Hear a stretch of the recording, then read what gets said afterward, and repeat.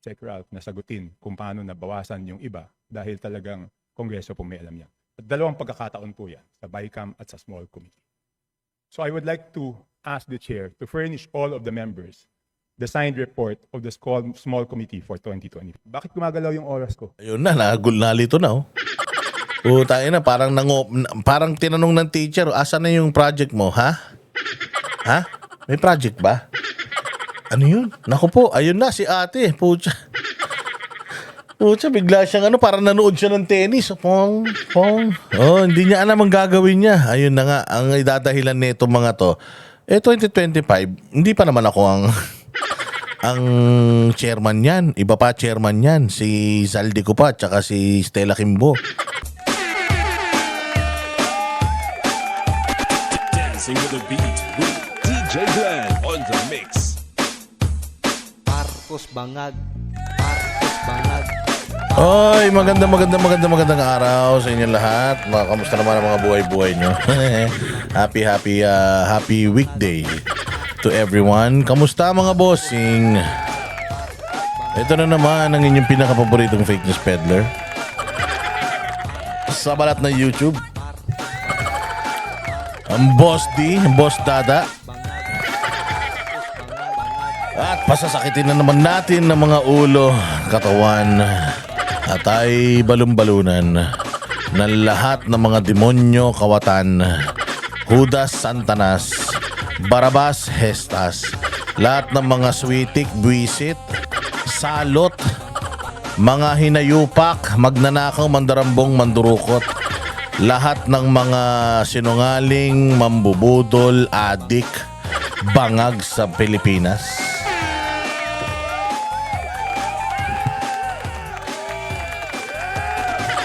Ayan, at nagbabalik tayo sa ating programa. Kamusta naman po ang inyong mga buhay-buhay? Salamat po sa mga bagong subscribers natin.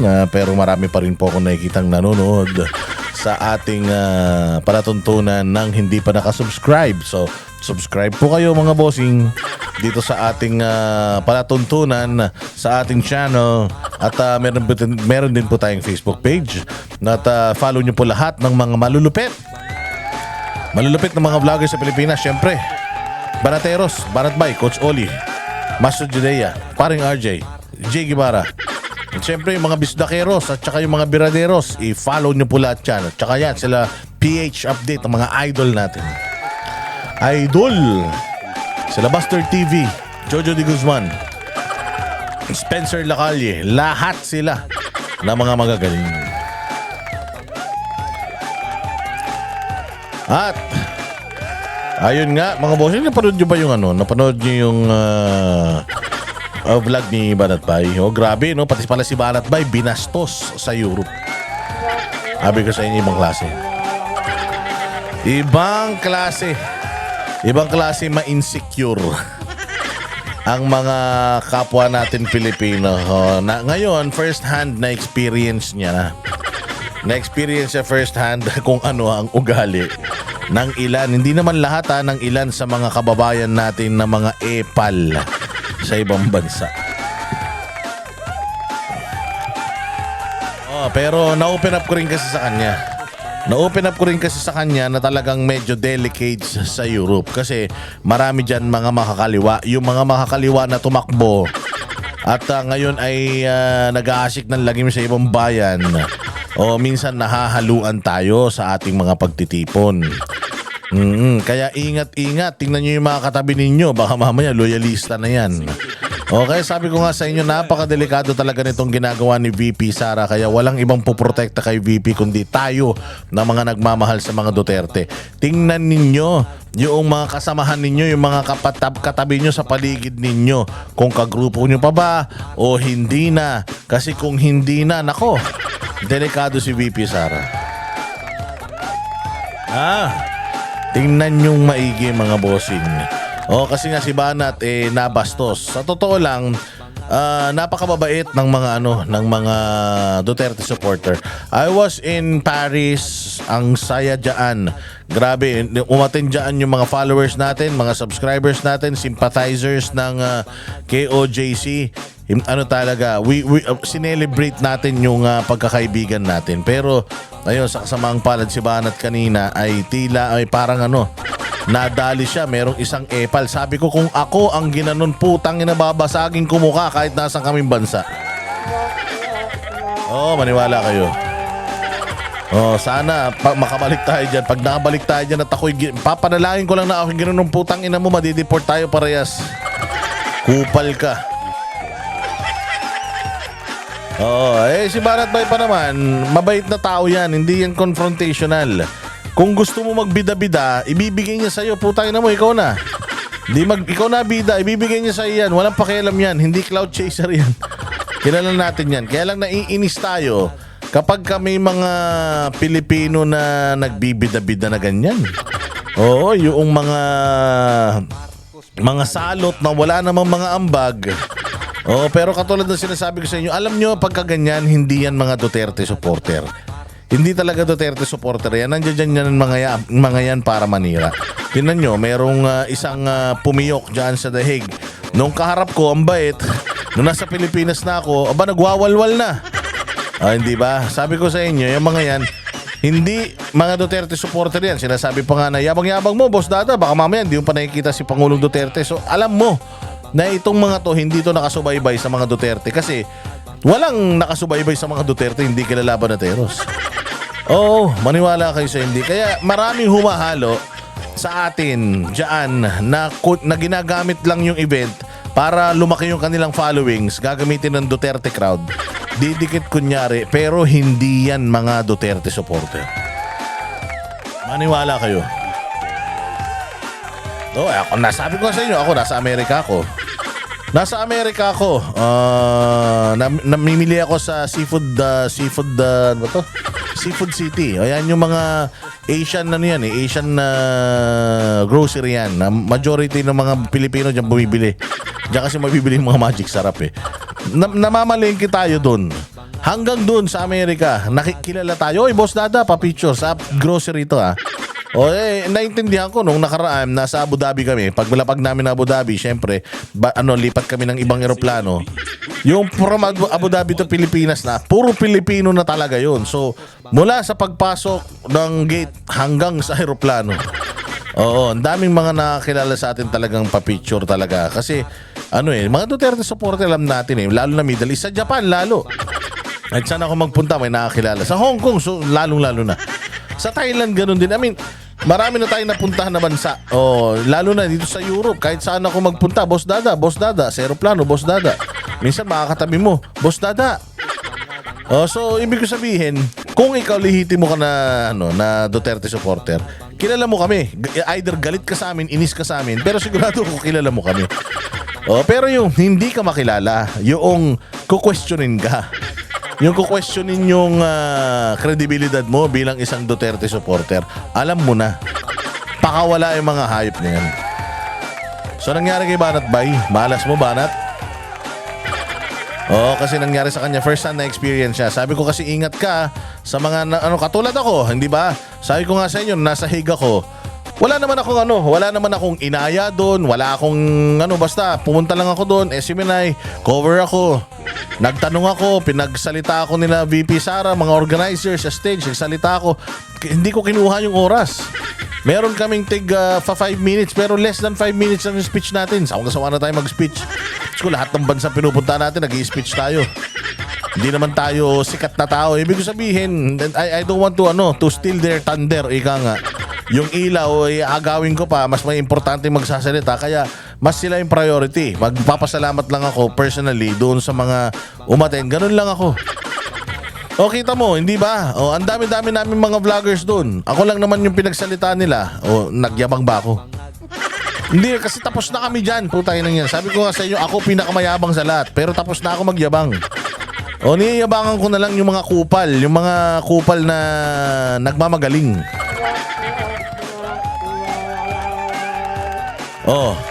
At tulad niyan, meron na namang event sa Davao City sa August 22. Malaking event 'yan for PRD. I was invited again to be there and be part of the event.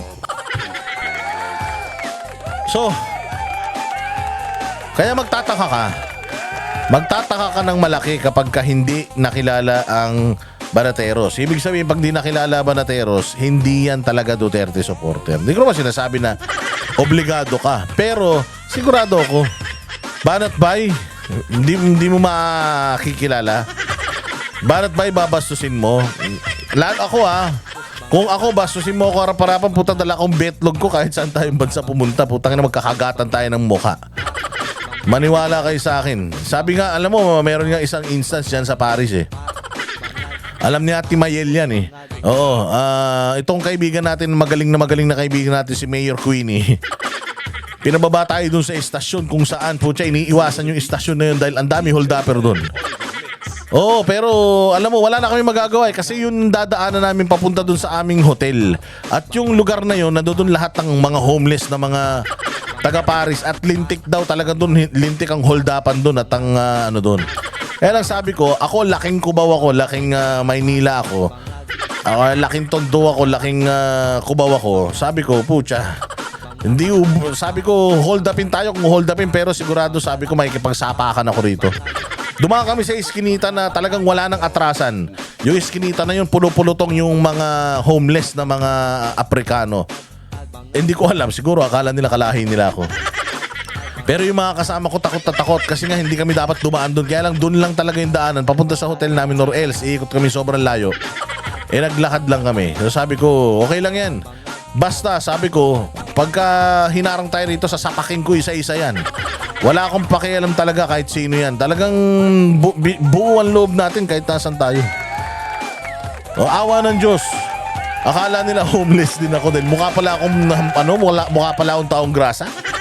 Tangina yan, sabi nila siguro, oy, kalain natin to. Puta, malangis. Tinatanguan lang ako. Tinatanguan ako ng mga egoy, ganun. Nagganon din ako. Pero bilis na yung maglakad, sabi ko nga sa inyo. Kasi medyo kinabahan din ako kung may mga kasama ako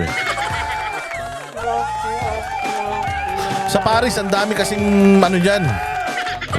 Daming mga loko-loko talaga dyan. Eto, si Banat Bay. Na-experience niya yung kagaspangan ng iba sa mga kababayan natin na bida-bida na putang na akala naman nila maaalala sila ni Inday Sara sa pagtulog ni Inday Sara. Mga buwisit din talaga.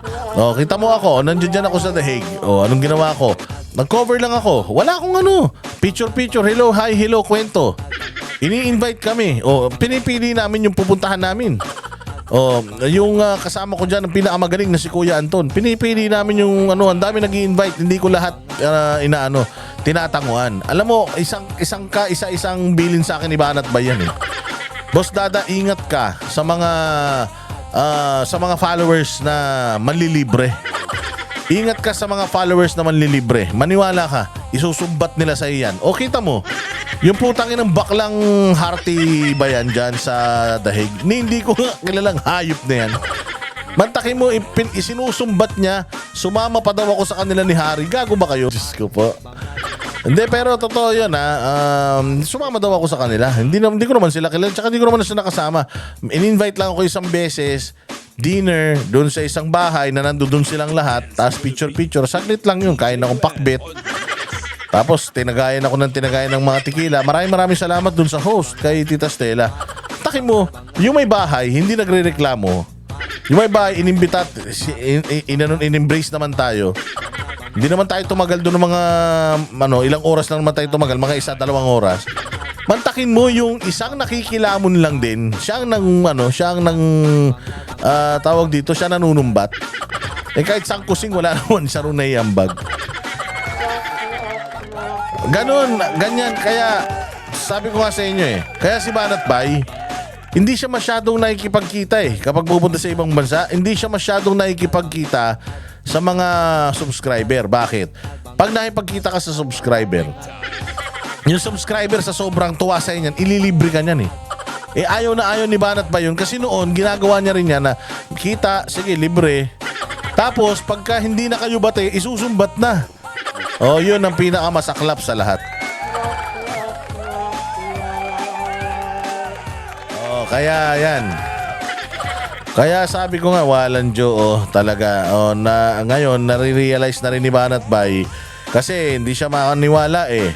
Although, experience kami sa ibang bansa, pero hindi makapaniwala si Banat Bay na marami, may mga ano pala talaga, may mga Pilipino pa rin pala talaga na, alam mo yun, bida-bida. Kasi ang sabi daw yata sa kanya, Banat Bay, Byron, iwan mo na sa aming mga taga-Paris yan si BP Sara, wag ka nang umepal. Ginanon daw siya. Sabi ko, kung ako ginanon, putang ina niya. Maniwala siya, didikitan ko na siya hanggang mawala si Inday Sara at manalangin siya. Dahil may rabies pa naman ako, kakagating ko siya sa mukha talaga.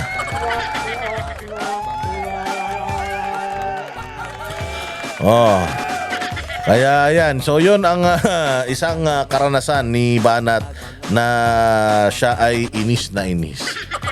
Pero okay lang yung Banat Bay, bawi ka na lang some other time. Ayun na nga mga bossing. At ito, magkwento-kwentuhan na tayo. Ano ba ang mga pag-uusapan natin ngayong araw? Nako, mainit na mainit. Mainit na mainit mga bossing na mga issues sa gobyerno natin. Kanina may mga kausap ako. Mga nagtatanong sa akin patungkol sa ano ang aking parang assumption or ano ang aking tingin sa mga nangyayari sa paligid natin, particularly dito sa gobyerno. Kasi si VP Sara, after Kuwait, pinagkaguluhan sa Kuwait, dumiretso ng Paris. So from Paris, hindi natin alam baka didiretso na siya sa The Hague. Kasi pupunta po dyan sa The Hague yung mga magkakapatid. Kompleto po sila dyan sa The Hague. And I don't know. Alam ko meron ding event na gaganapin sa August 22. Kasabay din ng event sa Pilipinas. So tingnan natin kung ano yung mga kaganapan at mga mangyayari dyan. Pero ayun na nga. So papunta na ulit, siguro babalik si VP Sara sa The Hague para i-clear o may mga i-clear na bagay or baka mayroon siyang personal na information na kailangan niyang sabihin kay PRRD personally, hindi pwede sa telepono. Kaya pupunta yan sigurado ng Hague. Ayan yung mga taga-Hague. Pupunta na naman si VP. Pupunta yung mga magkakapatid. Ayan huwag kayo mag-away-away dyan, bati-bati lang kayo Tsaka yung mga epal dyan, mag-vlog na lang Huwag na magpasikatan, putang ina yan. Wala pang naging may-ari ng Pilipinas na vlogger. Wala pa. Kahit sinong pinakasikat na vlogger sa Pilipinas, hindi pa siya nagmay-ari ng Pilipinas. Okay? So, hindi lahat hindi lahat magkakaroon Hindi rin lahat mawawalan. So, trabaho lang kayo. Video-video lang kayo. Tapos tanong-tanong lang kayo. Protektahan ninyo yung mga Duterte Yan ang future ng bayang Pilipinas. Going back. Sabi ko, nung nag-start ako nitong 2025 na pagva-vlog. Syempre tapos yung 2024, so start ulit 2025. Sinabi ko na ang turning point dito or ang what's gonna make or break kung ano yung mangyayari sa future sa 2028 is yung impeachment ni VP Sara. At saka, syempre, yung eleksyon. Kung ano ang magiging outcome ng eleksyon, yun ang magdidikta ng kung papaano ang magiging landscape natin sa politika sa hinaharap.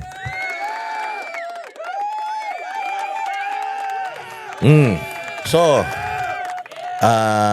kita nyo naman yung mga Duterte aligned na mga senador, hindi man lahat nanalo yung Duterte kasi dinaya o kung hindi lang talaga dinaya, nako, maniwala kayo, mag-aano yan, malakas na talaga ang chances natin sa 2028.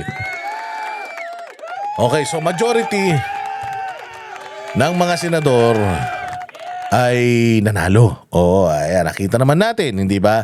Noong nagkaroon ng deliberasyon, debate patungkol sa impeachment, nakita natin na ang Supreme Court ay nag-rule in favor of VP Sara na unconstitutional, not na yung hindi sumunod sa proseso ang 19th Congress sa pagpapasa or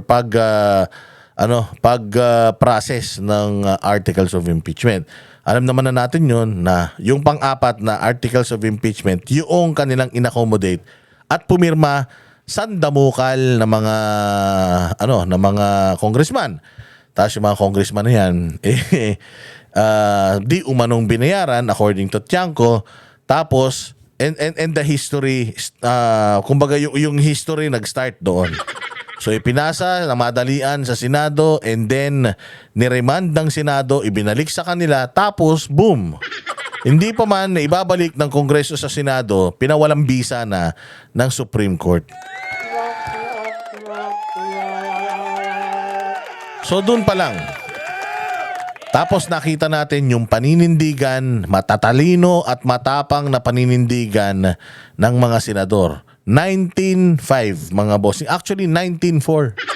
Kasi si Lacson hindi siya bumoto. 19-4. Sabi na natin 19-5. 19 in favor na ibasura, hindi na mag-convene yung Senate as impeachment court, i-archive na yan. Ang Congress ay nag-motion for reconsideration naman. Pero nung nakita natin yung number na yun, ayan na, it's an indication na wala na, lame duck na talaga itong si Bongbong Marcos. Wala na ring kapangyarihan si Romualdez dahil sa kabila ng napakaraming perang nagastos nila para lang pakinangin yung mga pangalan nila, talagang walang kapag-apag-asa. Tapos ito si BBM, bistado na siya. Kumbaga, inaantay na lang talaga ng mga Pilipino. This is parang another mistake for us and I hope we've learned from it. Inaantay na lang talaga ng Pilipino yung matapos yung kanyang termino. Definitely. Baka talagang kung pwede nga lang hilain ng araw at bukas 2028 na para matapos ng paghihirap natin, hindi na natin makita pagmumukha niyan sa mga telebisyon natin. So eto na. Eto na, naglabasan ngayon mga bossing. Naglabasan, kaliwang mga anomalya na ang nag-trigger ay kalikasan. Last year, nagsimula na yan. In-expose na sila ng kalikasan. Ngayon din, kalikasan na naman ang nag-expose. Sobrang daming mga na-expose ngayon yung mga napakaraming palpak na mga flood control projects na feeling nila, hindi na nila maitatago. Kaya sila na yung nag-expose. And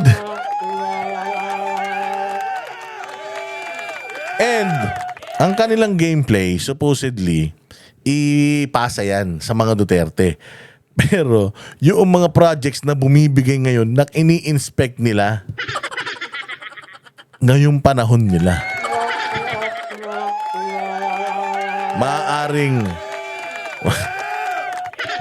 ngayong panahon nila ginawa, ngayong panahon nila inapprove.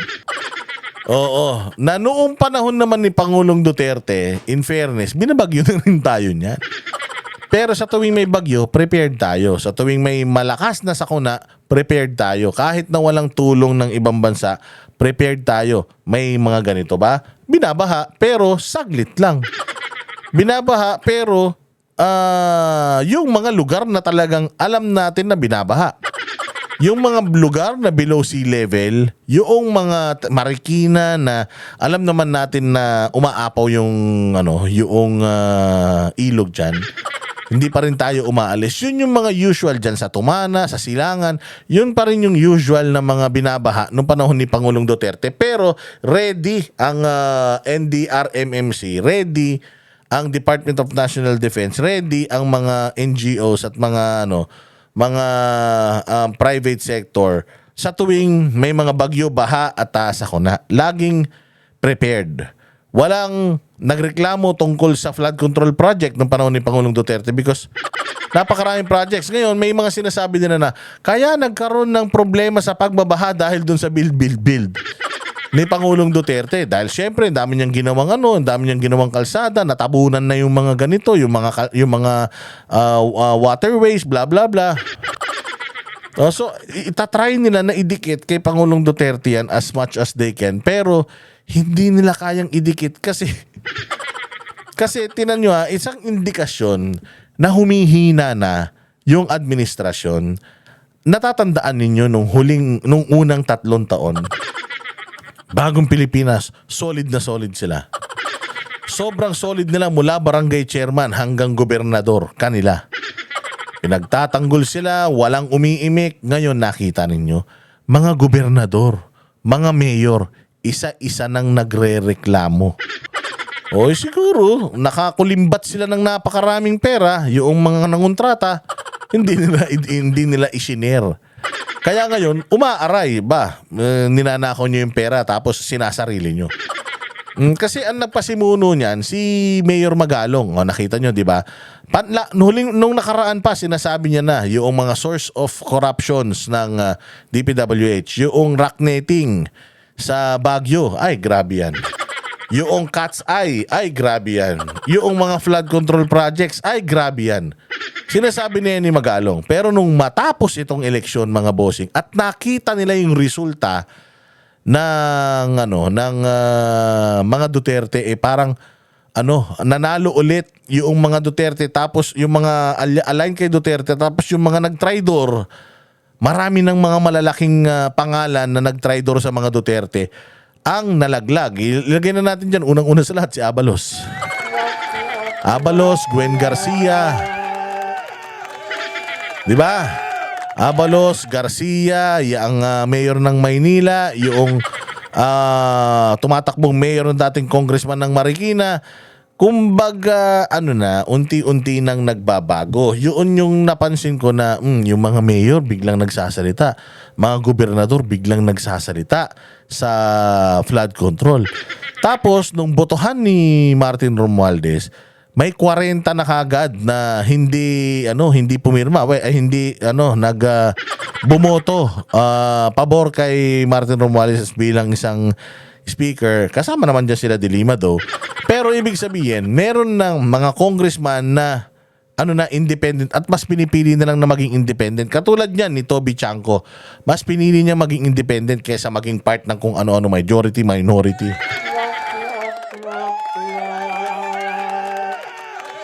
So ayan na. Diyan na ngayon nagsisimula. Nagsimula na. Ultimong mga congressman, kine-question na nila yung mga sarili nila. Yung mga mayor tumapang ulit. Bakit? Nakita mo si Mayor Isko Moreno kung paano niya gisahin si Chua at saka yung kamukha ni Kuhol. Yung kamukha ni Bentong na congressman dyan sa Maynila. Nakita mo kung paano niya ngayon i-expose.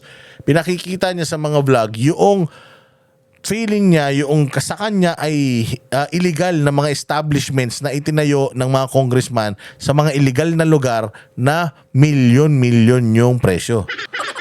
Na sinasabi ni Isko, walang permit, walang saan ka makakita ng design ng building, 1 di pa lang, tas 4 na palapag. Unti-unti nang lumalabas yan. Nakita ko, nagre-reklamo na yung taga Mindoro tungkol dun sa mga flood control projects nila. Si Governor ng Bulacan, pumiyok na rin siya. Wala daw siyang alam. Ang dami palang projects sa flood control projects sa Bulacan, pero laging baha sa Bulacan.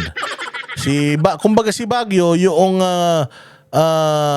parang good governance yung kanilang grupo, nadagdagan na. Dati ilan lang sila pero ngayon kasama na si Vico Soto at yung iba pa, si Belmonte, kasama na rin doon sa kanyang grupo na naghahanap ng accountability.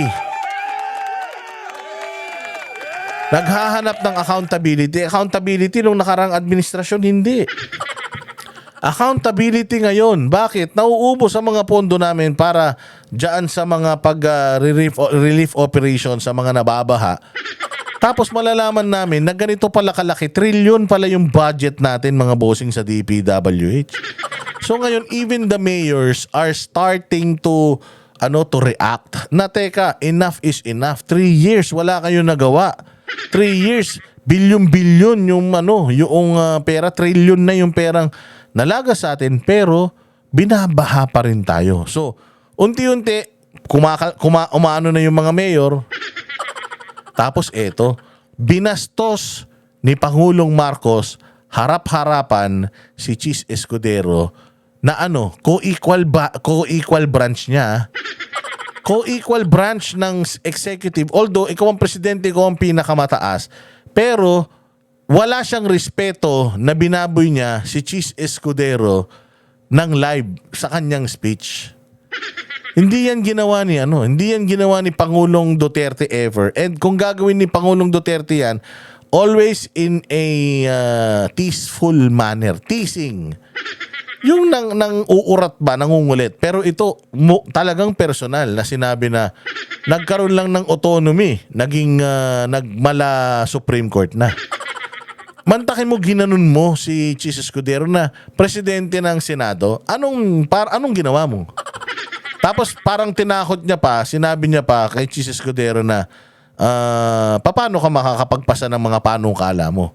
So parang sinasabi ni Bongbong, hindi ko pipirmahan yung mga panukala nyo. Parang ganon. Pero ang nakakalimutan niya na walang makakarating sa kanya kung hindi magtatrabaho ang Senado. Na kahit anong utos mo sa pinsan mo sa Kongreso na gawin itong mga bagay na to, kung walang approval ng Senado, walang makakarating sa presidente na pipirmahan niya. So, yung pagpapahiya niya kay Senator Chis Escudero at sa buong Senate, I am sure yung mga kasamahan ni Escudero will not take it lightly. So dito na ngayon nagkakaroon ng away. Mayroong internal na away sa Congress dahil sa Congress sila na mismo pinupulis na nila yung mga sarili nila because nakikita na nila delicates tayo. Hindi na natin kayang itago lahat ng kademonyohan natin kasi yung langit na ang nagpapakita sa tao kung gaano tayo ka-demonyo at kakurakot. Kaya as early as now, marami ng mga congressman ang tumatayo at ini-scrutinize na nila yung mga sarili nila. Dahil alam nila na pag naupo talaga si Inday Sara, hahabulin talaga sila. Napansin nyo, dati naman pag may panukala, go lang ng go. Di ba?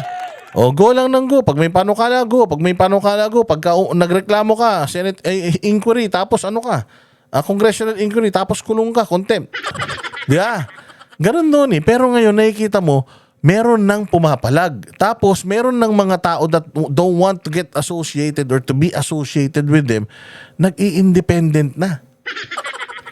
Noon kasi, pagka kumalaban ka, wala kang budget. Pero nakikita mo ngayon na talagang marami ng mga congressman ang nagpapakita na, teka, hindi na pwede yan. Ano yan? Mali na yan. Binibisto na nila yung mga kasamahan nila. Naturally, may nag-uutos? Wala. Kaya nila ginagawa yan kasi naiisip nila na papunta tayo sa panibagong Duterte administration. Hindi na impeach si VP Sara. Ngayon pa lang, nakikita natin na ang Congress nagwawatak-watak na kahit na si Martin Romualdez pa rin yung nanalong speaker, nakikita natin na meron ng mga individuals dyan sa Congress na naglalabas na ng kani-kanilang mga posisyon sa susunod na eleksyon. Ibig ko sabihin, kinakalaban na nila yung mga sarili nila. Yung dating super majority, ngayon sumasakit ang mga ulo nila kasi yung mga magnanakaw sa Kongreso, walang mga utak yan. Yung mga nag-e-expose ng pagnanakaw sa Kongreso, ang tatalino niyan. Sino-sino yung mga yan? Katulad yan, si Toby Chanco. Yung si Ungab na dating naging appropriation sa chairman, hindi ba? Diyan sa House of Representatives. So unti-unti na mga bossing, may mga tumatayo sa Kongreso. Tapos yung Senado mag-unite yan, tinarantado tayo ng presidente. Sige, bawi tayo. Hindi natin yung mga panukala niya, sinusona-sona niya, hindi natin ipaprioritize. Tingnan natin, mapapahiya sa tao yan. Kasi binanatan niya ng diretsa si Chis eh. Maling-mali talaga yung ginawa ni BBM na yun. Kasi ang Senate, never nilang sinisisi si Bongbong. never nilang ang nagkakagulo is yung HOR at saka Senate. Never nilang binanatan si BBM. Nagtataka ka, bakit nagsalita si BBM against sa Senado? So ibig sabihin, hindi gusto ni BBM yung pag-archive ng impeachment ni VP Sara. Huling-huli mo ngayon sa akto si BBM na plastic talaga. Na yung sinasabi niya na ayaw niya ng impeachment, hindi siya makikialam sa impeachment and so on and so forth. Pero the fact na nagsasalita siya against Senate right now, pinahiya niya ng ganon, it means huli ang isda sa bibig. Malaki ang sama ng loob niya. So, ang Senado will stand at yung Senado definitely hindi yan papayag na ibubuli-buli siya ng presidente. Tapos, so ano na yan? So sigurado ako atin na yan. Yung Congress, unti-unti lumalabas na yung mga balimbing. Unti-unti nililigtas na nila yung mga sarili nila. Kasi si Zaldico, ang dami ng mga bali-balita. Gusto na siyang paimbestigahan. May mga investigations. Si Zaldico yung ine-expect ng tao na i-investigate. Mga media, mainstream media, hindi ko alam kung nagkulang ba ng kung nagkulang ba ng lagay. Pero binabanatan na rin siya ng mainstream media yung kanyang kumpanyang SunWest. So yung mga dating malalakas, ayan na. Tapos si Martin Romualdez, makikita mo sa presidential race, pucha nasa dulo na nga. Nasa dulo na nga. Pucha yan, talagang as in, parang ang pumili ang may gusto lang sa kanya, yung pamilya niya eh. Parang buong Pilipinas ayaw sa kanya considering na ilang mga congressman yung dinala mo sa ilalim ng pakpak mo, yung pumirma dyan sa impeachment ni VP. Ilang congressman yun, ilang distrito yun, wala man lang kahit konti na may gusto na maging presidente ka. Ito pa, pabagsak na eh. Pabagsak na. Yung awayang Rimulya at saka Torre. Pagkatapos niyan, etong sa NBI, yung paninira nila sa NBI. So sila mismo nagsisiraan. I'm pretty sure marami na talagang mga babaliktad. So ako, ang tansya ko sa 2026, kahit na magpasa sila ng napakaraming articles of impeachment, hindi na sila makakakuha ng pirma. Hindi na. Palipat na. Papunta na mga bossing, papunta na sa 2028 yung mga tao at sa 2026 mamimili na sila kung sino doon sa mga kakandidato yung didikitan nila yung siguradong mananalo. At sigurado tayo kung mananalo at mananalo lang ang usapan, wala talagang tatalo sa mga Duterte. Kung tatakbo si Inday Sara, delicate sila kasi ang lakas talaga niyan eh. Pero imaginein mo, aside from Inday Sara, ang dami nating manok. Nandiyan dyan pa si Bongo at saka nandiyan dyan pa si Robin Padilla. Wag niyong minamaliit si Robin Padilla. Minamaliit nyo masyado si Robin Padilla. Robin Padilla, nag-number 1 yan sa Senate election noong 2022. Tama. Noong 2022, si Robin Padilla, number 1. Nitong 2025, 2025, nag-number 1 si Bongo. Nagets ninyo? Dalawang Duterte-aligned senator, nag-number 1. Kapag kang isang senator, nag-number 1, ibig sabihin, winnable. Pwedeng maging presidente. Why? Out of 24 na magkakalaban sa buong Pilipinas, parang presidente nga eh, siya ang pinakamaraming botong nakuha. Ibig sabihin, majority ng mga Pilipino gusto siya. Now, meron ka ng panimula, number 1 sa Senado, i-maintain mo na lang, may pag-asa ka na maging presidente. Si Bongo, ganun din, number 1. So, may pag-asang VP. Tama? So either of them pwedeng maging running mate ni VP Sara kasi ang clamor talaga ng tao, mas gigil na gigil bumoto kay VP Sara yung tao ngayon.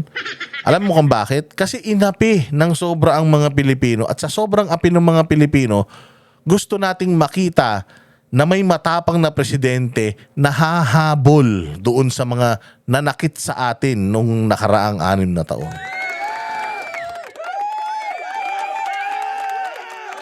Kaya malapit na. O nakikita natin na yung shift, yung power shift, unti-unti. I don't think there will be another impeachment complaint sa 2026. Kasi palagay ko, marami ng mga congressman na hindi pipirma dyan.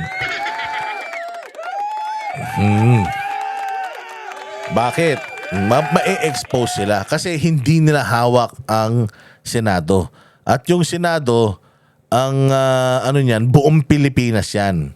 Kapag ang Senado ang nag-grandstanding, kapag ang Senado ang nagsalita, kaya nga sabi ko sa iyo, lintik ang lintik ang naging effect ng paninira ni Risa Ontiveros kay Pastor Apollo Quiboloy. Kasi ang isang senador, ang nakikinig dyan, buong Pilipinas. Ang constituency niyan, buong Pilipinas. So pag ang Risa Ontiveros siniraan si Pastor, nasisira si Pastor sa buong Pilipinas. Ganun yun. So kaya takot itong mga congressman na ito dito sa mga senador na ito. At itong mga senador na to less likely na na mangulimbat itong mga ito kasi nga nakikita sila sa buong Pilipinas. Kasi katulad niya sa Quezon City, yung 3rd District Quezon City, yung nasa 6th District, hindi na siya kilala. Yung ginagawa niya sa 3rd District ng Quezon City, hindi alam nung nasa 2nd District, 1st District, 4th District, 5th District. Hindi nila alam yun. Maliit lang kasi yung constituency nila. Kaya wala silang pakialam na masira ang mga pangalan nila. Ma-involve sila dyan sa mga pagnanakaw. Kung matatalo na, dahil sa pagnanakaw nila, matatalo sila sa distrito nila, magpa-party list representative yan. Kasi sa party list representative, hindi tinitingnan kung sino yung mga nominee. So matotal, ang mga congressman, masira man yung mga pangalan nila, walang kakwenta-kwenta. Pero ang mga senador, pag nasira yung mga pangalan nila, buong Pilipinas at saka ang hirap makarecover. Kaya I'm pretty sure itong ginawa ni Bongbong sa Senate, naku po, nag-usap-usap na yung mga senador. Sigurado, nakita niyo ba binastos ako? Papayag ba kayo na bastusin ako? Hindi ba? Sino ba siya? Pare-parehas lang naman tayo hinalal ng taong bayan. Siya ang pinakamataas. Di naman natin siya binabastos. Sumasabay lang naman tayo sa rule of law. Pero binastos niya tayo. Papayag ba kayo nun? Puro siga pa naman yun nandiyan sa Senado. So sigurado ako na mayroong negative implications or negative effect yung ginawa ni Bongbong na yan. And it is a show or it is a proof na ang liderato talaga ni Bongbong pahina na ng pahina, parang spaghetti, pababa ng pababa ng pababa ng pababa. Kaya wala na yan. Ready na tayo. Basta ready na tayo, lalo na yung mga OFW, mag-ready kayo sa online voting. Online voting, ha? Kasi bukas si Marcoleta maghihiring patungkol sa flood control. Sigurado ako maganda yan. Pero ang talagang excited ako na i-hearing niya si Garcia ng Comelec na naglabas siya ng mga offshore accounts nito. Yan ang aabangan natin. Pero speaking of mga bossing, speaking of speaking of itong issue na to, yung kay Toby Chanco. Dito makikita mo sa video na ito na unti-unti na nilang ine-expose yung mga sarili nila. Na it's little by little, it's getting out of control. Little by little, these very same people na pinatahimik ni Martin Romualdez sa pamamagitan ng mga budgets, these very same people yung babalikan siya at i-expose lahat ng kabulastugan nila. Pinag-uusapan dito small committee. Ano ba ang small committee? Yung small committee po na yan, yan yung, di ba, nag-i-exist yan sa House Appropriations Committee.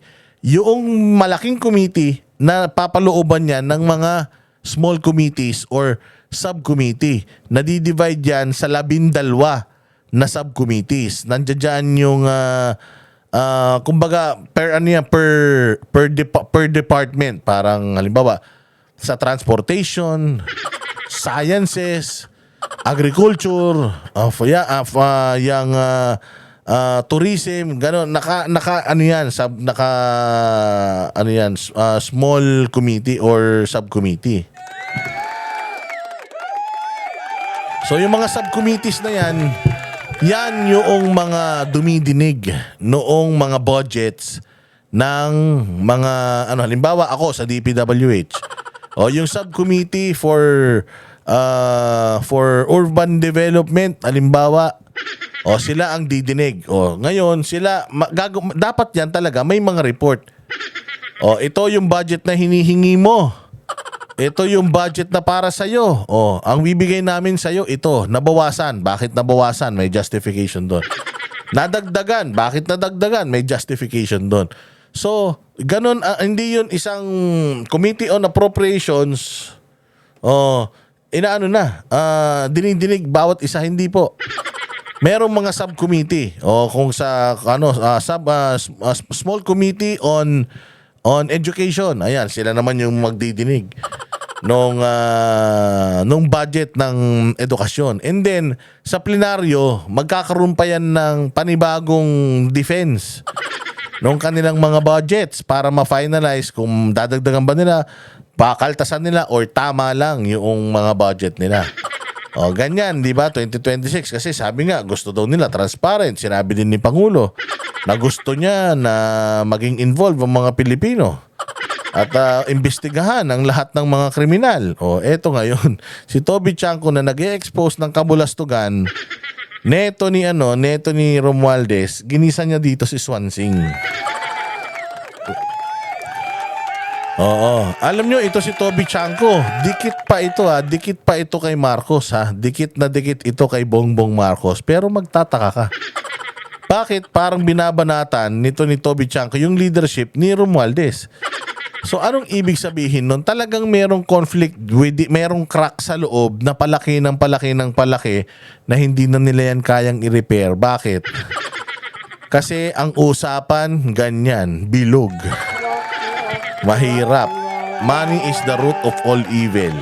Kaya panoorin natin mga bossing kung papaano ginisa ni Toby Chanco itong magaling na kongresista na pumalit kay Stella Kimbo at kay Zaldico, may hawak ng pinakamakapangyarihan na posisyon dyan sa Congress, ang appropriations, which is pera nasa kanila. Ayan. So sila ang may kapangyarihan para silang Diyos ngayon na magkano budget mo? 100 million? 10 million ka lang, kaaway kita. Ganun sila. Pakinggan natin kung papaano i-expose ni Toby Chanco itong congresswoman ng Nueva Ecija at ipakikita niya na bata ka pa, wag mo kong lokohin. Ito, pasok. Check Ralph na sagutin kung paano nabawasan yung iba dahil talagang Kongreso po may alam yan. At dalawang pagkakataon po yan, sa BICAM at sa small committee. So I would like to ask the chair to furnish all of the members the signed report of the small committee for 2020. Bakit gumagalaw yung oras ko? Ayun na, nalito na. Tayo na, parang tinanong ng teacher, asa na yung project mo, ha? Ha? May project ba?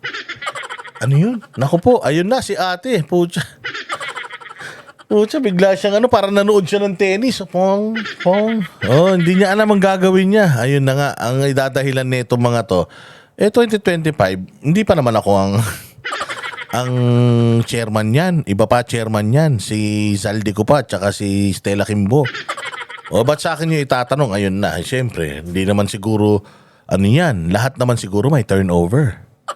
Hindi naman pwedeng ikaw yung pumalit, hindi mo na alam yung nauna sa'yo. Hindi, dapat alam mo yun, saklaw mo lahat yun. At kung ako din yung appropriations, alam ko kung ano yung mga nangyari nung mga nakaraang administrasyon.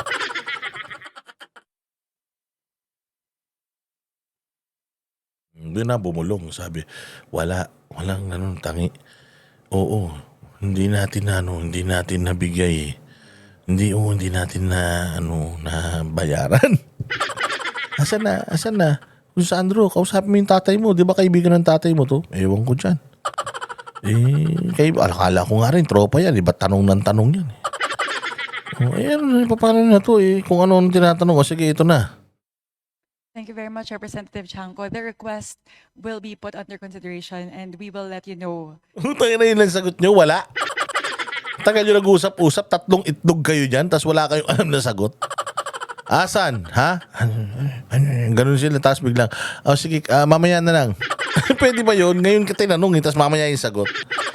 Pwede ba yung graded recitation? Mr. Charis. In front. Nag-aral ka? Yes, sir. Sa anong chapter na aral mo? Lahat po ng chapter. Sige, sa chapter ganito, mayroong ganitong ganitong ganyan. Anong masasabi mo doon? Tapos sabi mo, ha? Hindi ko po nabasa yun eh. Mamaya na lang, update kita. Text kita. Hindi ba pwedeng gano'n, sagot ka. Oo, tinanong ka eh. If it's possible to... Madam Chair, why should it be put under consideration? This is of public record. This is in accordance with our rules. That all committee reports must be given to all members. And that shouldn't be taken against my time because you're telling me that, teka, balik natin yung oras ko kasi sinasabi nila that will be taken into consideration. It should not be taken into consideration. Madam Chair, allow me to read this, no? Declaration of Principles and Policies. Section number 2 of our rules. Public office is a public trust. The House of Representatives and every member thereof are accountable to the people at all times. I will not read the ending portion. Number 3, efficient and effective access to and dissemination of appropriate and accurate information are imperative in lawmaking. So why should it be taken into consideration, Madam Chair? This representation was not the appropriations chair at the time. Yan eh. Hindi pa ako yung chairman nun eh. Hindi, dapat alam mo yun.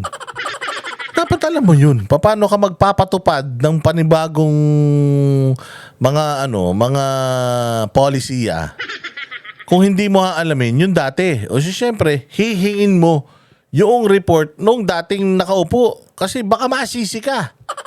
Kasi yun ang unang-unang mga aaralin. Pati nga ako nung trabaho nung nanggaling dito, parang mali yung palitada eh.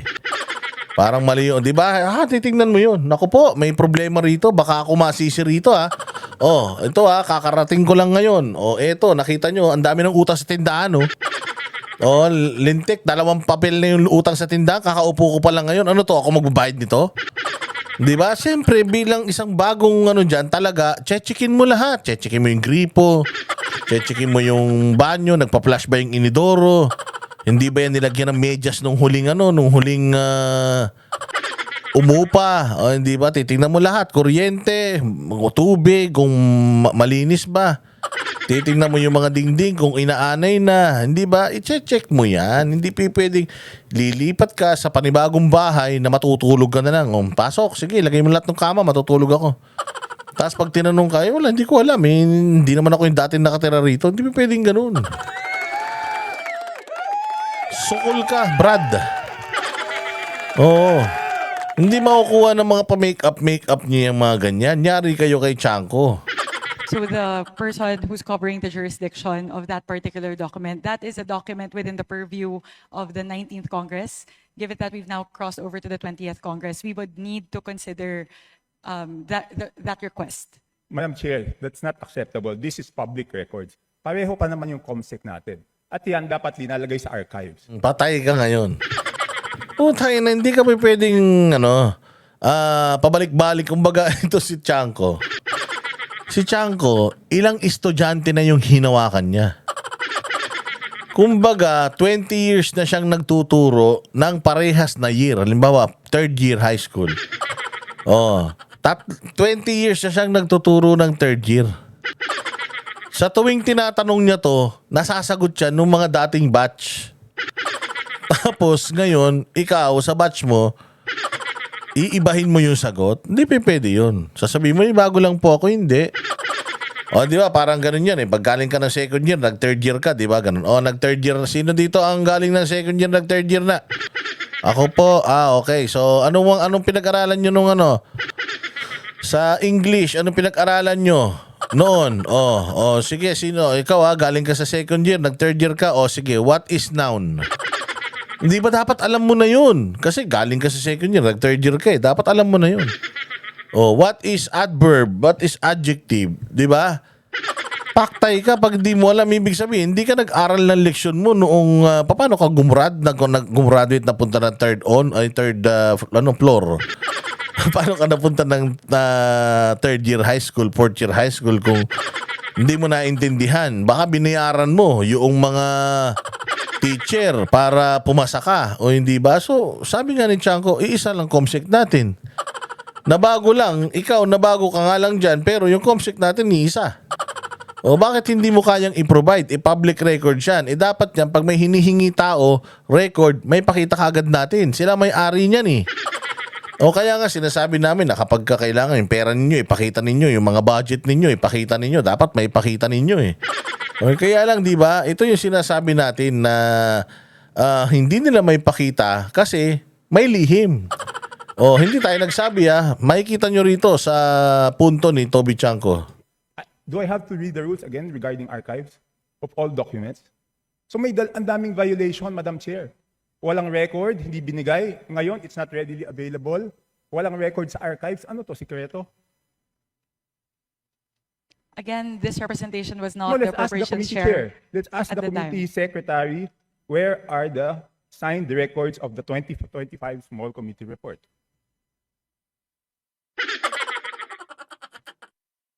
Huy, ano na? Ewan ko. Ikaw umupo dyan eh. Tumakbo ka, di ba? Nananahimik ang nanay mo eh. Madam Chair, Kulit-kulit simple mo. lang po, electronic copy. Dapat lahat may electronic copy. So dapat i-email sa amin lahat within 5 minutes, di ba? Kunyari pa si Sandro, kunyari may naiintindihan siya. Gumagano'n pa siya. Wala naiintindihan yung bugok na yan. Kainan yung isip niya nasa party na mamayang gabi. Oh, tinan mo yung itsura. Ganyan-ganyan itsura ni ate. Ganyan-ganyan itsura ng mga kaklasikong magaling lang magsuklay ng buhok. Kasi ang pasok namin hanggang alas 7 ng gabi. Yung mga kaklasikong mga malalande. Yung mga bobo pag tinanong mo walang alam, laging walang assignment. Pero makita mo, laging malinis yung damit niyan, laging nakapulbo yan. Yung pulbo nila, nakalagay pa yan sa papel eh. O ibubuklat nila yung papel nila, doon yung pulbo, gaganyan nila yung kamay nila. Tapos alas 7 yung labasan, alas 5 pala, nakapulbos na yan. Pag tinanong mo, ganyan ang mga mukha niyan. Tapos si Sandro, kala mo may alam niya, walang alam yan. Ang ganda na sinabi ni Chanko eh. Electronic na ngayon. Control F, makikita mo na. Asan yung mga record niyan? Asan? Ilabas nyo. Ayan tinan mo yung mukha May assignment ka? Ha? Tinan mo yung mukha.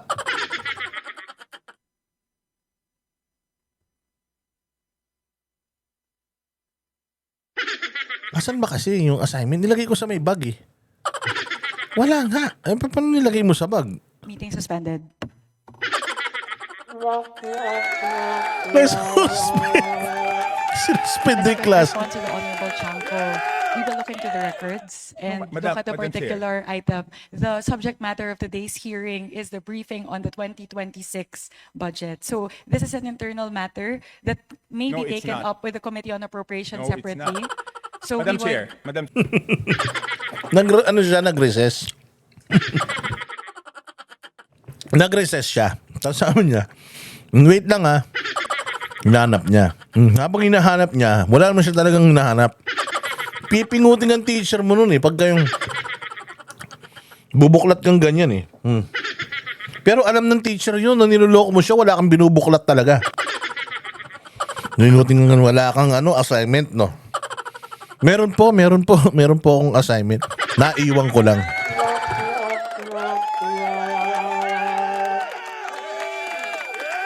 Chair, starting Wednesday, tatanungin natin yung mga departamento, paano nila ginastos yung budget nila.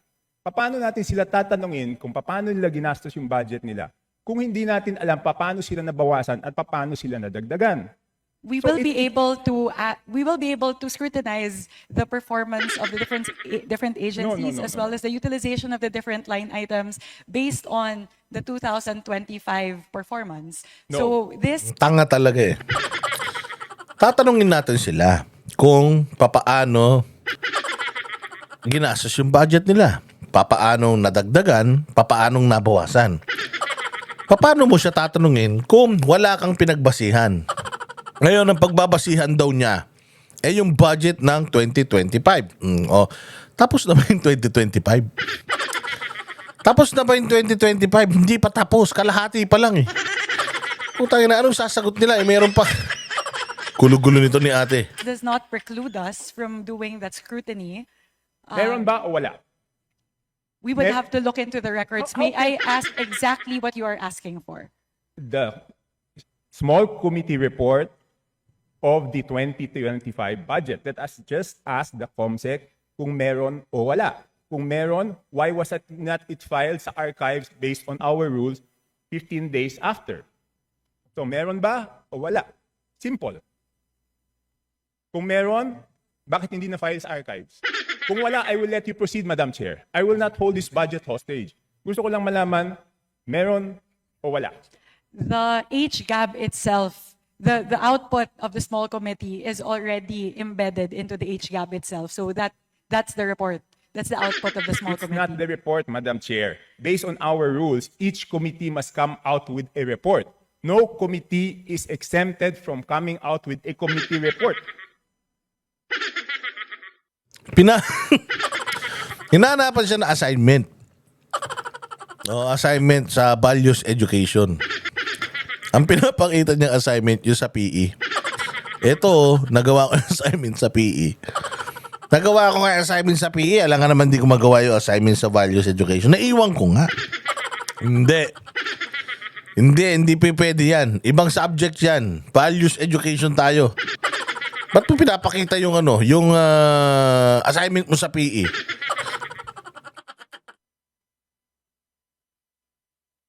Please check Section 39 of Rule 9 of our rules.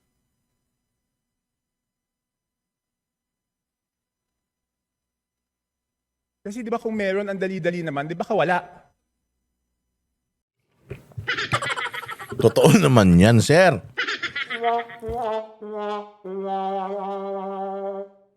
Kung meron, may papakita kagad. Ba't di kasi sabihin yung wala? Sabihin mo na ng wala na po kasi maanumalya yun. Pag ipinakita ko yun ngayon, lalabas yung mga ginawa nating kagaguhan doon. Kaya hindi natin pwedeng ipakita. Simple tanong meron, wala? Wala, meron.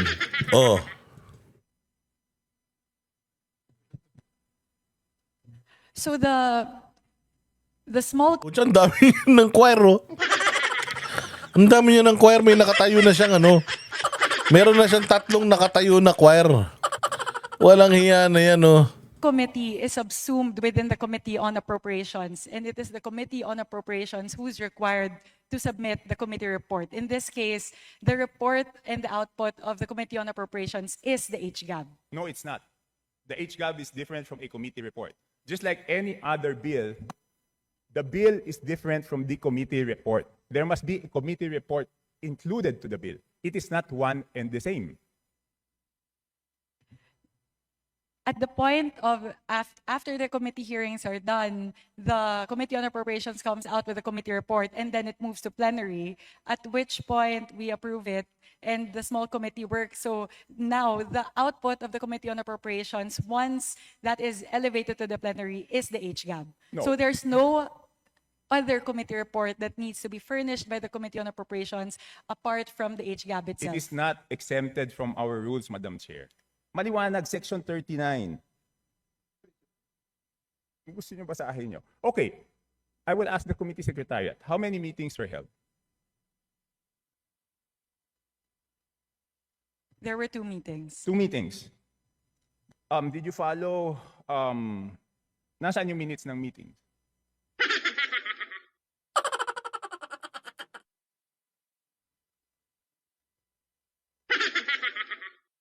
Where were the meetings held? What date?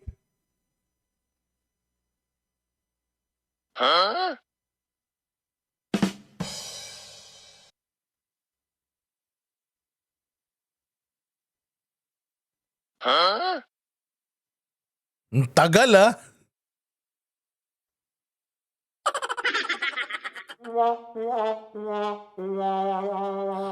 hindi na iniwanan na rin siya ng mga kasama Madam niyo. Chair, I can read Section 39 of Tanong pa siya ng tanong kay Sandro. Wala rin alam niyo si Sandro . Anak ng teacher yan . Tayo na hindi mapapagalitan ng teacher yan. Huwag ka magtanong dyan. Walang alam yung kumag na yan. Diyos ko po. Rules to make it clear that the committee report is different from the HGAB, but I don't want it to take up my time.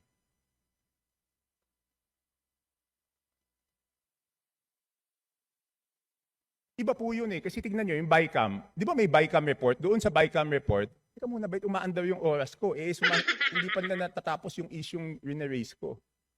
Doon sa BICAM report, nakasulat, okay, yung BICAM report, pinipintasan natin. Pero yung BICAM report, may nakasulat doon kung alin yung nabawasan, alin yung nagdagdagan. Dito sa HGAB, wala tayong makita kung alin yung nabawasan, alin yung nadagdagan.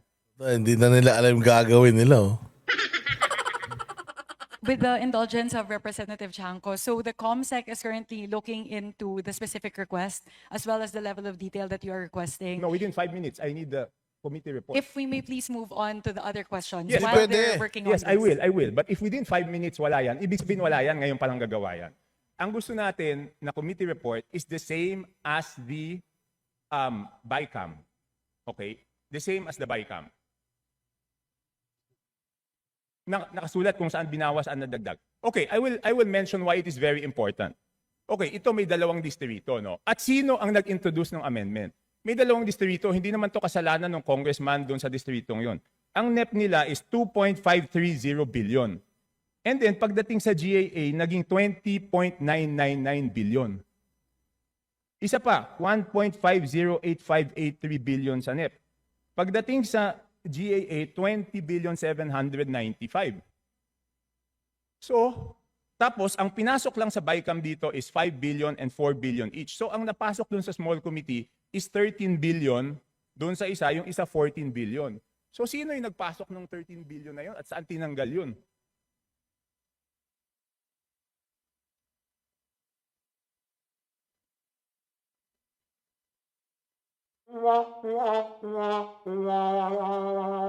So again, the small committee is subsumed within the Committee on Appropriations, and it is not required to render a No, no, no, separate no, I committee did- report. The rule that you are citing, Honorable Chanco, pertain to standing committees. And the mother committee in this case of the small committee is the Committee on Appropriations. Yes, but did we exempt the Committee on Appropriations not to submit a committee report? No. Again, the committee report of the Committee on Appropriations at the plenary level is the HGAB itself. Yeah, but all meetings, dito sa ating rules, all meetings must be on record. So it's not only the committee report, dapat yung small committee na yon, meron silang report na finurnish lahat. Again, if with the indulgence of the Honorable Chanco, the COMSEC is looking into the request, if we may move to the next question. Okay, I will move to the next question. Thank you So, very mukhang much. wala talaga. Signed committee report showing ano yung binawa, saan napunta. Okay. So it's only now, Madam Chair, that you found out that there is no small committee report?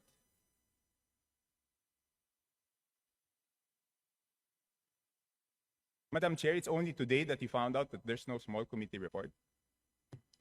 Again, Representative Chanco, I was not the chairperson of the Committee on Appropriations at NIME, nor was I linked to the budget deliberations or the deliberations of the small committee. So, Alam mo, nagsalita na si Herrera eh. Nagsalita na si Herrera. Sabi ni Herrera, I was a part of the small committee sa Committee on Appropriations. Meron yan. Meron daw, sabi ni Herrera. Tanungin mo si Herrera. Since part siya nan, itanong mo. O, ang problema, baka meron nga, pero ayaw nyo lang ilabas. Kasi nga, pag inilabas nyo yan, makikita natin yung doon sa mga blankong line item doon sa GAA. Magkakabistuhan yan. this is something that we are looking into based on your query. Okay. So, you mentioned in a press conference that you will have a subcommittee on budget amendments to replace the small committee. Is that correct? Yes, that is correct.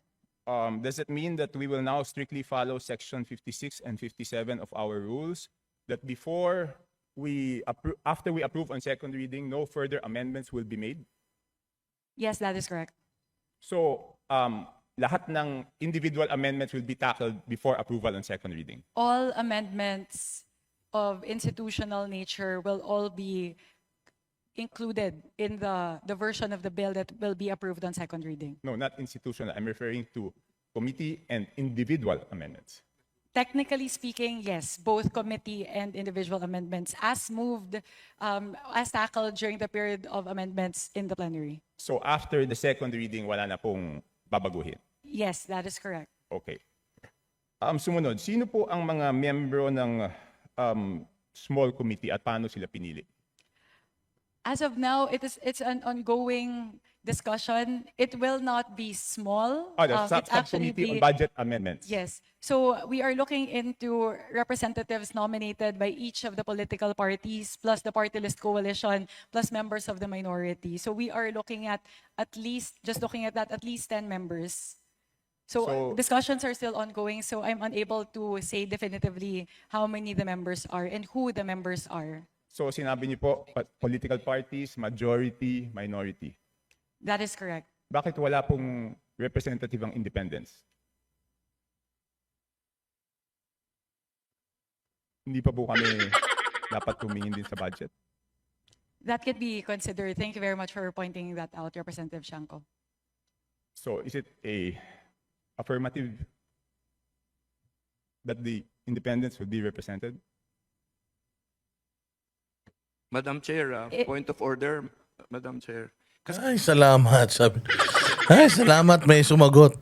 Kasi kanina, I was asking kung ano ito, kung hearing ito o briefing. Ang sagot sa akin, briefing. Sa naririnig ko, parang hearing. Because we are now discussing, things that are properly discussed in the committee itself. So, with apologies to my friend, Congressman Chanco, baka maybe that can be discussed in a formal APRO meeting kasi we have our resource persons here that probably are wondering why they are listening to all of this. And so that also the briefing can proceed, Your Honor. Yes, to my friend, of course, the respected Honorable Puno. But on Wednesday, we will ask them how they spent their funds. So I think we also should know whether they were deducted funds or added funds before we ask them how they. Di ba po parang kahit bata, pag humingi ng allowance, bago humingi ng bagong allowance, titignan muna kung paano ginastos, di ba? So, and I'm winding up. Tech Puno, Congressman Puno. No, I am not unhappy with the questions. In fact, some of them are my own questions also. I was just observing that the ruling was that this is a briefing. So I myself have been forced to revise some of the questions I was going to ask. But thank you for your lead on this. Okay, next. Lahat po ba dapat digital na ngayon? Bakit wala pong soft copy ang HGAB? Wala pa pong HGAB Hindi. for Kung sabihin fiscal ng year 2025 HGAB, wala pong soft copy yan. So bakit po kaya walang soft copy ang HGAB? Kung yung NEP may soft copy na pinapublish po yung DBM, kung yung GAA na papublish po, may soft copy. Bakit po kaya walang soft copy yung HGAB? At sigurado po ba tayo na magkakaroon ng soft copy ang HGAB ngayong 2026 budget? So the requirement of the transmission between the House and the Senate is for hard copies during the 19th Congress. So that's the version that was prepared by the House, because that's the requirement of the Senate in terms of the transmittal. Now, though, we are changing that, and we are now moving more towards a digital format, which will render to the members of the House. Okay, yun lang po. So you commit that doon sa 2026 budget, meron na pong soft copy Yes, we commit. ng after third reading. Yes, we commit. Okay. So thank you po. 3 minutes na lang po, tapos na yung 5 minutes. So dapat matanggap na namin yung email ng small committee report, Madam Chair. Again, we will revert back to you on that, Honorable Chanco. Again, the committee secretary is looking into that. This is something that we can discuss internally. It's an internal matter of the Committee on Appropriations. So I would also not want that to hinder all of the other members to ask their questions pertaining to the 2026 fiscal year budget. So if we can get back to you on that. Again, I can also ask the COMSEC to sit down and tackle the request, which we will put under consideration. So, Madam Chair, I don't need to sit down with the COMSEC. I am just requesting that each and every member of the House be given the copy of the small committee report wherein makikita po kung saan po nagbawas kasi walang madadagdag kung walang binawas. So yun lang po ang hinihingi ko, pakita lang kung saan binawas at saan dinagdag. Yun lang ang hinihingi ko. And hindi naman po pwede ngayon lang yan gagawin kasi ano yan public record yan And I'm sorry to disagree, but public funds is not an internal matter. Di ba? Kaya nga natin ginawang transparent to because it's not internal. Pag nagtanong tayo tungkol sa pera ng taong bayan, every question is valid and every question is a public matter. It is not an internal matter dahil pera po ito ng taong bayan. The, So, yun lang po, the Madam. procedural point is what's considered as an internal matter. Again, we maintain that the output of the small committee is included in the HGAB. Hindi po. Pero nakasulat po ba sa HGAB kung saan binawas at saan dinagdag? Yun na lang po tatanungin ko, Madam Chair. Pwede Nakasulat pong ba? silipin yung difference ng GAB as filed versus HGAB. Pero dun po sa mismong forma na HGAB, hindi po nakalagay yung mga delta doon. But if you would really want that, to look into the differences, you can compare HGAB as filed for first reading vis-a-vis what's what's transmitted in the Senate. Madam Chair, 7,000 pages po yun. Paano ko naman babasahin yun? Doon nga sa BICAM, di ba ang ginawa nila, sinamarize nila at sinabi po nila kung ano yung binawas at ano yung dinagdag.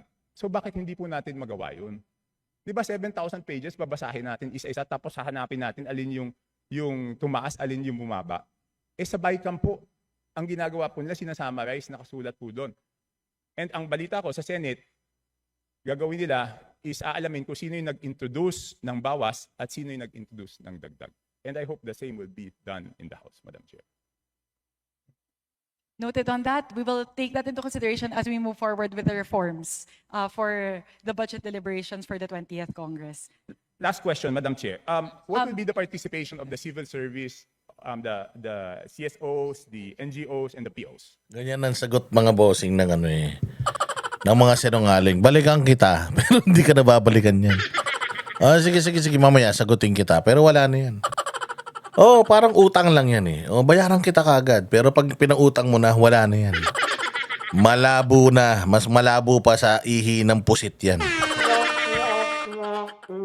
Ito yung isang patunay na sila na mismo yung pumupulis sa mga sarili nila.